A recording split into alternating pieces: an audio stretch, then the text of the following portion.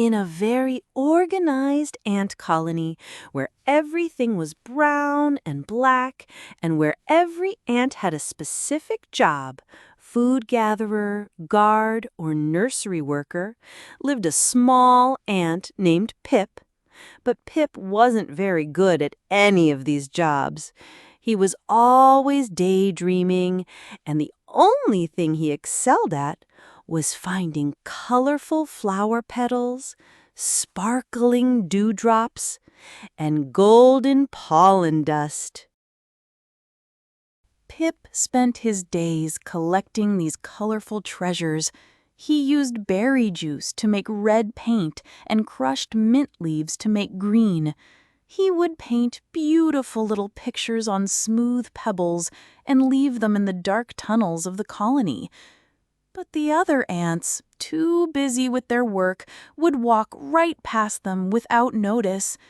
The colony's leader, General Maud, would always tell him in a sharp tone, "Pip, beauty won't fill our bellies in the winter.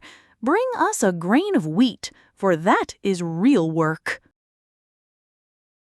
Winter came, and the colony sealed its tunnels tight. They had plenty of food and were well stocked, but the long days in the dark, monotonous tunnels began to affect everyone. The ants grew quiet, sad, and lost their enthusiasm for work. The songs they used to sing while working disappeared, and every day felt just like the one before. It was as if a gray winter had settled in their hearts. Pip noticed this sadness. He felt he had to do something. Silently, he took out the treasures he had collected. He went to the large central hall of the colony, where everyone was sitting in silence, and he began to work. Using his bright colors, he started to paint on the gray earthen walls. He painted a huge golden sun rising on one wall. He painted a field of red poppies on another. He painted a blue sky made from the dust of butterfly wings and bright green leaves. Little by little, the dark hall was transformed into a vibrant and beautiful masterpiece. One by one, the ants lifted their heads. Their eyes widened in amazement. Whispers of admiration began to spread through the hall.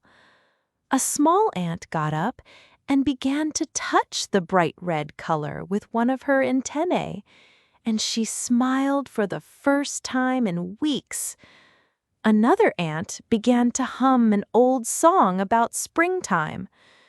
Pip's art had brought hope and warmth back into their hearts.